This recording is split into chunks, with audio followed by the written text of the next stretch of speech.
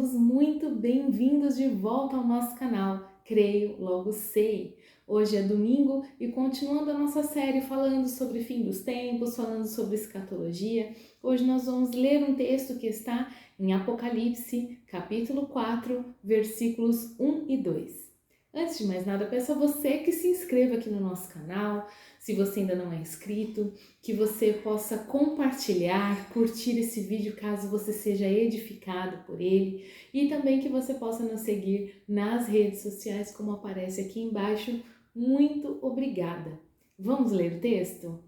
Depois dessas coisas, olhei e diante de mim estava uma porta aberta no céu.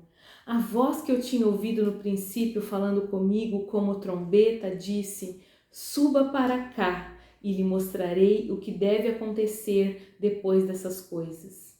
Imediatamente me vi tomado pelo Espírito e diante de mim estava um trono no céu e nele estava assentado alguém. Amém. Bendita seja a palavra do Senhor. Nós vemos aqui nesse trecho, João, que é quem escreveu o livro de Apocalipse, né? A quem Deus deu o privilégio de ver aquilo que ainda vai acontecer. Aliás, Apocalipse significa revelação.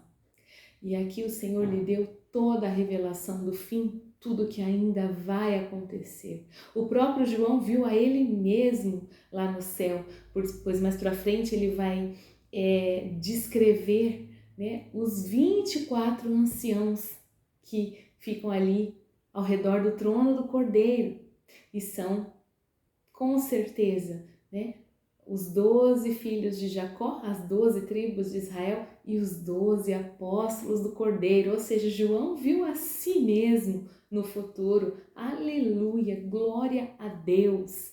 Né? E nesse versículo especificamente, nós temos a descrição de uma coisa que aconteceu com João.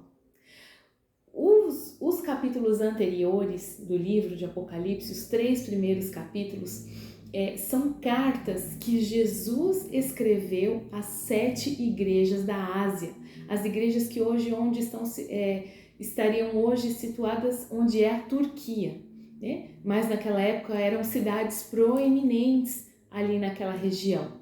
E as cartas, as igrejas para quem Jesus escreveu são Éfeso, Esmirna, Tiatira, Pérgamo, Sardes, Filadélfia e Laodiceia.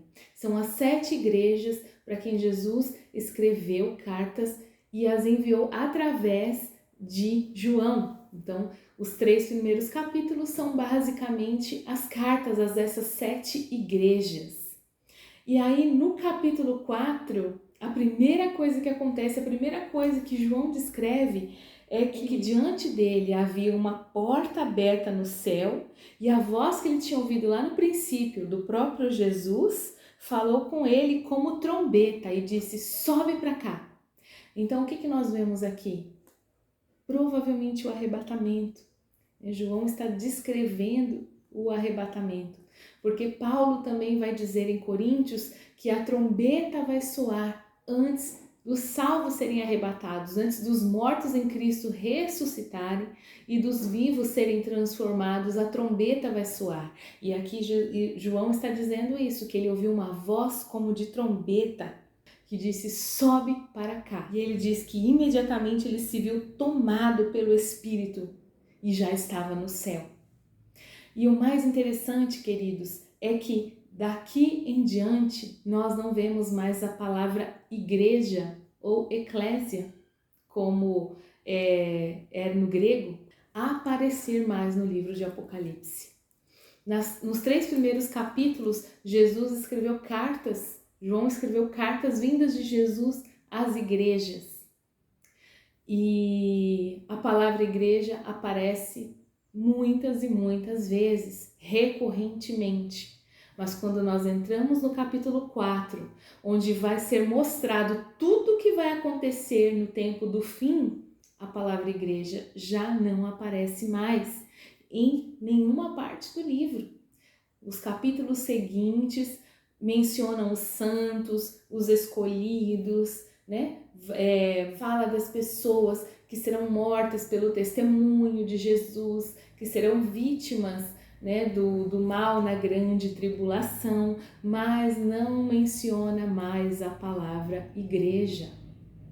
Ora, no meu entendimento, como já disse várias vezes, né, que a Bíblia deixa aberta a questão para que se entenda aí de várias maneiras a questão cronológica, né, não os acontecimentos, esses é ponto pacífico, né, eu entendo, mas a cronologia, o arrebatamento, a grande tribulação, a segunda vinda de Cristo, a Bíblia deixa aberto para que se tenha mais de um entendimento com relação à cronologia dos fatos. Mas eu entendo aqui que esse é mais uma prova, né? Mais um argumento, vamos dizer assim. Não vou dizer prova porque não sou ninguém, e se o Senhor não deixou claro é porque Ele tem um propósito com isso. Mas eu entendo ser um argumento que o arrebatamento vai acontecer antes da grande tribulação. Porque João estava falando às igrejas, dando exortações, orientações, elogiando as boas obras de algumas igrejas. E aí Jesus falou para ele: sobe aqui, porque você vai ver o que vai acontecer daí para frente. E então ele subiu e a palavra igreja não é mais dita. Há quem diga, né, há teólogos que dizem que as cartas às 7 igrejas, na verdade, são representações da igreja, do corpo místico de Cristo, da igreja de Cristo na Terra ao longo das eras, né? Ao longo desses 2000 anos, ela passou por inúmeras fases, né? A igreja primitiva, que foi aquela primeira, né, que realmente saqueou o inferno ali de cara, e foi tão perseguida por conta disso, por conta da batalha espiritual que estava sendo travada ali, né? Porque a revelação de Deus não era mais só a um povo, mas era para toda a humanidade. Então, o combate, o enfrentamento com as trevas ali de cara foi tão grande que também causou uma perseguição grande, porque havia uma batalha espiritual muito forte sendo travada.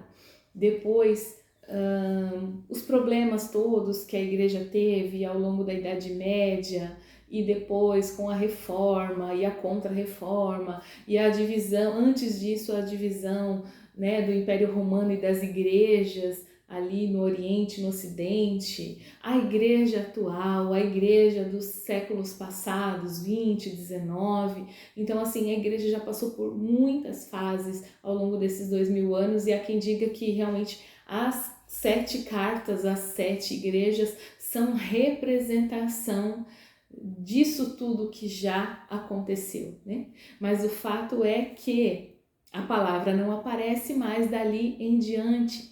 Ora, por que não aparece mais a palavra? Entendo eu que é porque durante tudo que vai acontecer, né, da chamada grande tribulação, do derramar da ira de Deus, as 7 taças, os 7 selos do Cordeiro, tudo que vai ser derramado sobre a terra, a igreja não estará aqui. A igreja estará guardada, né, no céu, provavelmente nas bodas do Cordeiro, mas na morada que Jesus disse que iria nos preparar, né, para a sua noiva. O noivo se retirou depois que ressuscitou e disse que estava preparando morada para a sua noiva.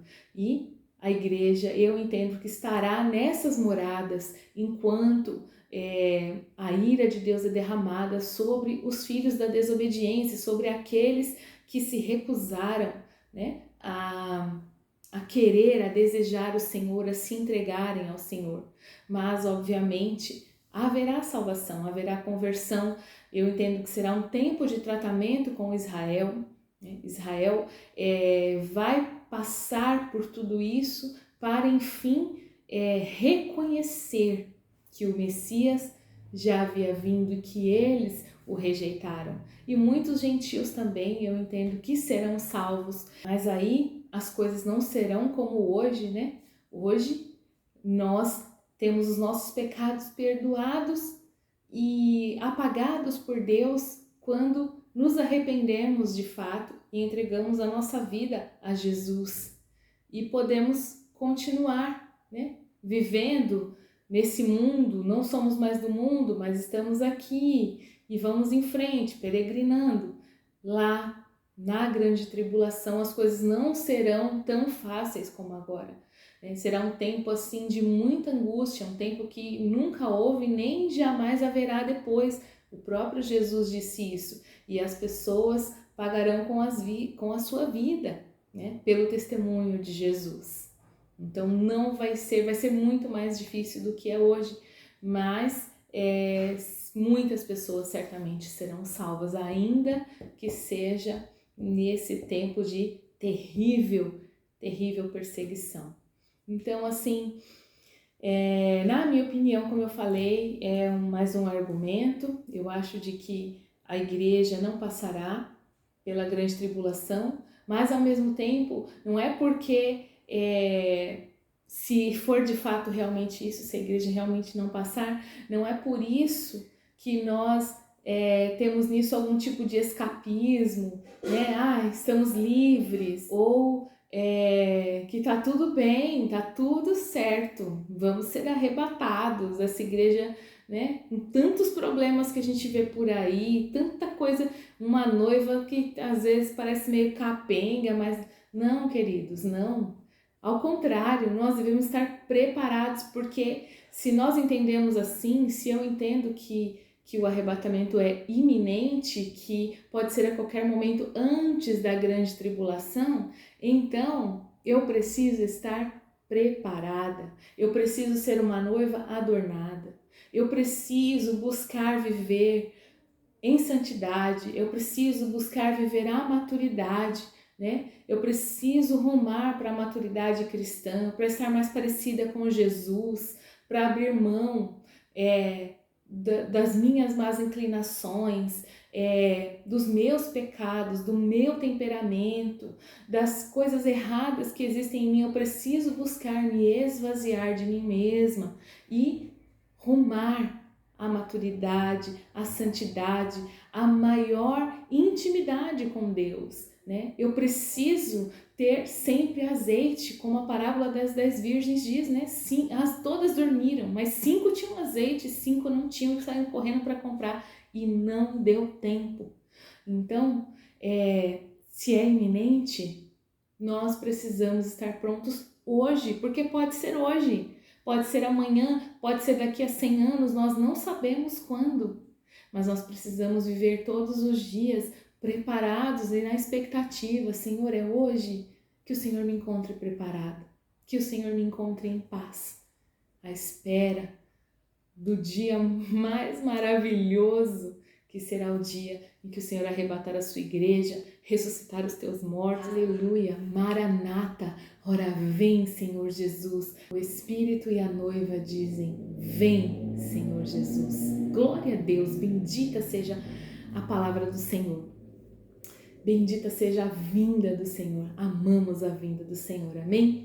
Eu espero que essa palavra fale com você de alguma forma, que Deus te abençoe e te guarde nesse dia e nos vemos aqui no próximo vídeo. Um grande abraço e fiquem todos na graça e na paz do Senhor.